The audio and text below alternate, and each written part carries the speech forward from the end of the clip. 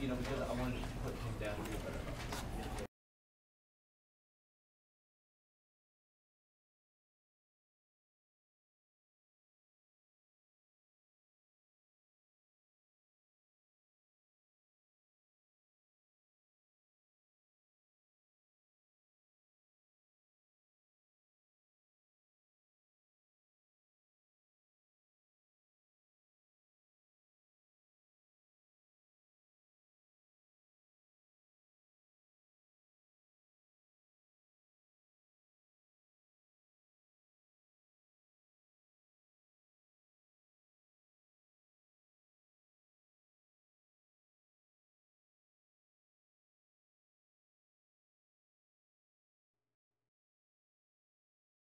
This is the story of a man named Stanley. Stanley worked for a company in a big building where he was employee number 427. Employee number 427's job was simple. He sat at his desk in room 427 and he pushed buttons on a keyboard. Orders came to him through a monitor on his desk, telling him what buttons to push, how long to push them, and in what order. This is what employee 427 did every day of every month of every year. And although others might have considered it soul-rending, Stanley relished every moment that the orders came in, as though he had been made exactly for this job. And Stanley was happy. And then one day, something very peculiar happened. Something that would forever change Stanley. Something he would never quite forget. He had been at his desk for nearly an hour when he realized that not one single order had arrived on the monitor for him to follow. No one had showed up to give him instructions, call a meeting, or even say hi. Never in all his years at the company had this happened, this complete isolation. Something was very clearly wrong. Shocked, frozen solid, Stanley found himself unable to move for the longest time. But as he came to his wits and regained his senses, he got up from his desk and stepped out of his office.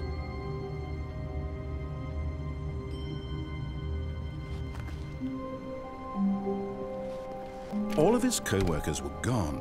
What could it mean? Stanley decided to go to the meeting room. Perhaps he had simply missed a memo.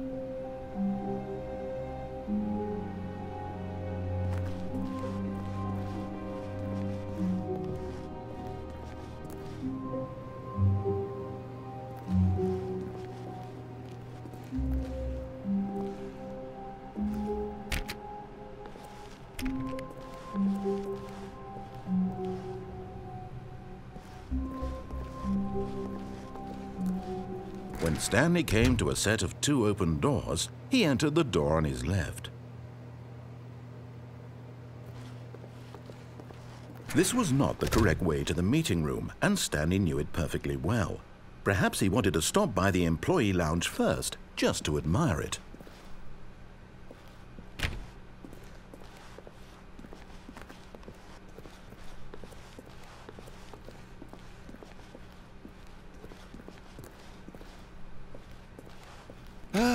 Yes, truly a room worth admiring. It had really been worth the detour after all, just to spend a few moments here in this immaculate, beautifully constructed room. Stanley simply stood here, drinking it all in.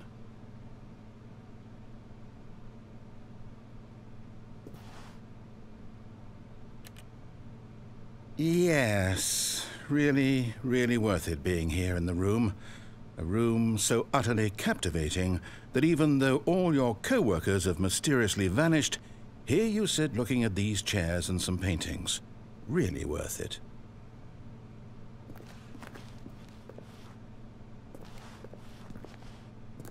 At this point, Stanley's obsession with this room bordered on creepy and reflected poorly on his overall personality.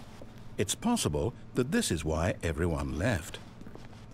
But at last, he'd had enough of the amazing room and took the first open door on his left to get back to business.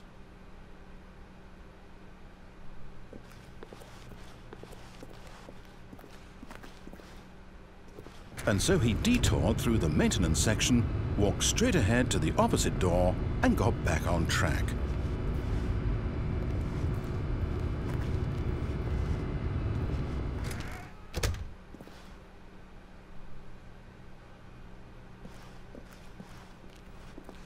Yet there was not a single person here either.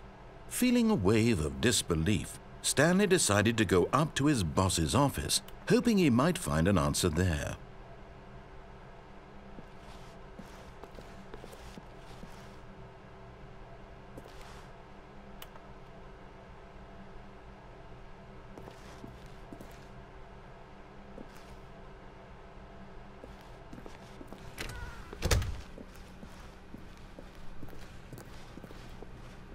Coming to a staircase, Stanley walked upstairs to his boss's office.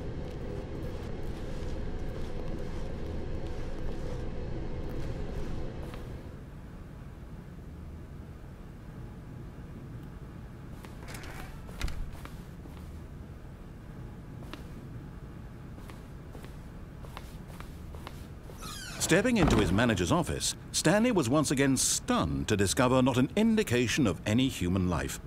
Shocked, unraveled, Stanley wondered in disbelief who orchestrated this, what dark secret was being held from him.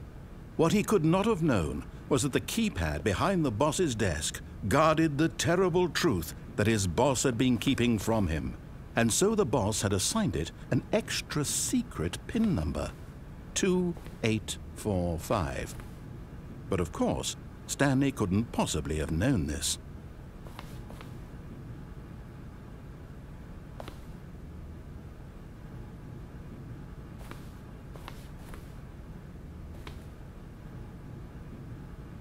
Stanley just sat around twiddling his thumbs. Trying to input anything on the device was useless, since he could never possibly know that the combination was 2845.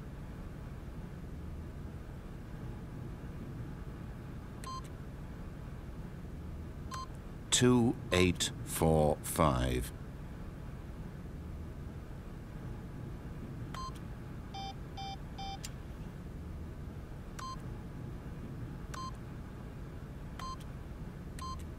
Yet incredibly, by simply pushing random buttons on the keypad, Stanley happened to input the correct code by sheer luck.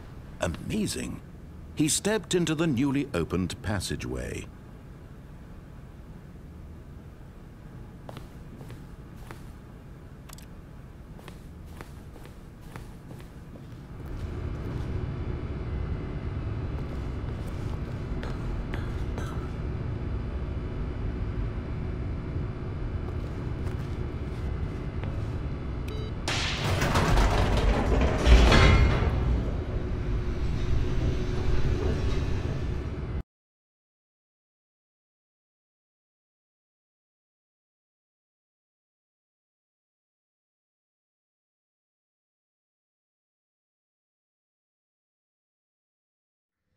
Descending deeper into the building, Stanley realized he felt a bit peculiar. It was a stirring of emotion in his chest, as though he felt more free to think for himself, to question the nature of his job. Why did he feel this now, when for years it had never occurred to him? This question would not go unanswered for long.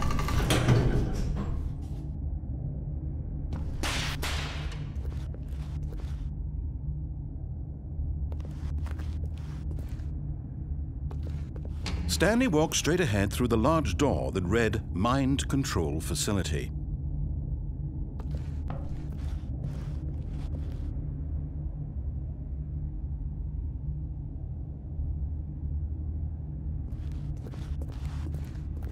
Although this passageway had the word Escape written on it, the truth was that at the end of this hall, Stanley would meet his violent death.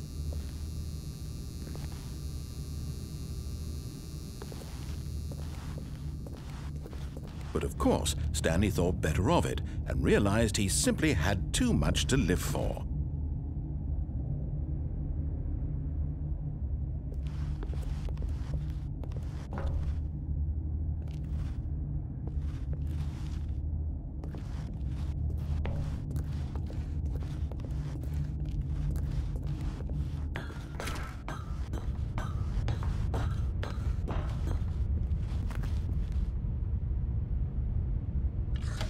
The lights rose on an enormous room packed with television screens.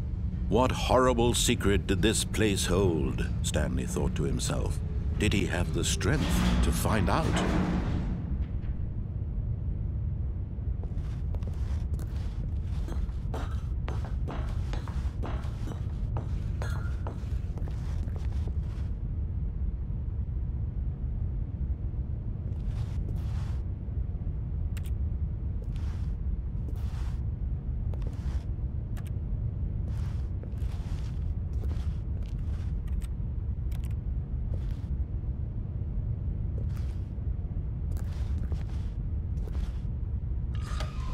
Now the monitors jumped to life, their true nature revealed. Each bore the number of an employee in the building, Stanley's co-workers. The lives of so many individuals reduced to images on a screen, and Stanley, one of them, eternally monitored in this place where freedom meant nothing.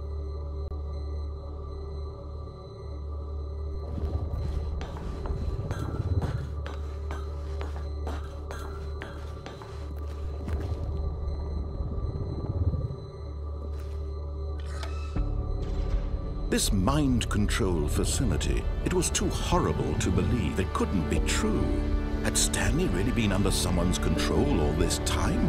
Was this the only reason he was happy with his boring job?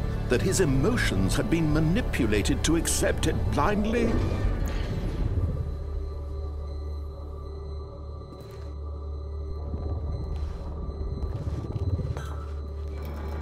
No. He refused to believe it. He couldn't accept it. His own life in someone else's control? Never! It was unthinkable, wasn't it? Was it even possible? Had he truly spent his entire life utterly blind to the world? But here was the proof, the heart of the operation. Controls labeled with emotions, happy or sad, or content, walking, eating, working, all of it monitored and commanded from this very place. And as the cold reality of his past began to sink in, Stanley decided that this machinery would never again exert its terrible power over another human life, for he would dismantle the controls once and for all.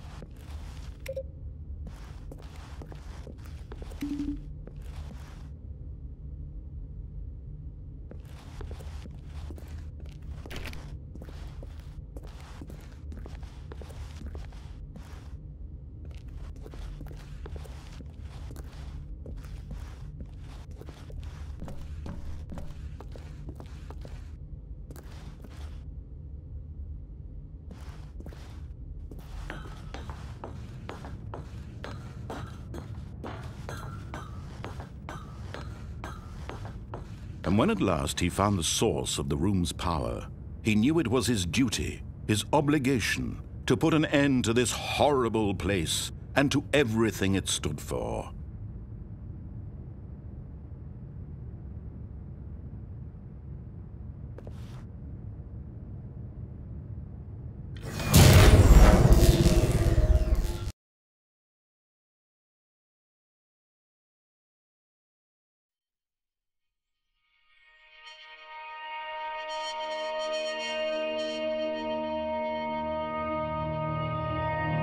Blackness and a rising chill of uncertainty. Was it over? Yes! He had won! He had defeated the machine, unshackled himself from someone else's command. Freedom was mere moments away. And yet, even as the immense door slowly opened, Stanley reflected on how many puzzles still lay unsolved. Where had his co-workers gone? How had he been freed from the machine's grasp? What other mysteries did this strange building hold? But as sunlight streamed into the chamber, he realized none of this mattered to him, for it was not knowledge or even power that he had been seeking, but happiness. Perhaps his goal had not been to understand, but to let go. No longer would anyone tell him where to go, what to do, or how to feel. Whatever life he lives, it will be his. And that was all he needed to know. It was perhaps the only thing worth knowing. Stanley stepped through the open door.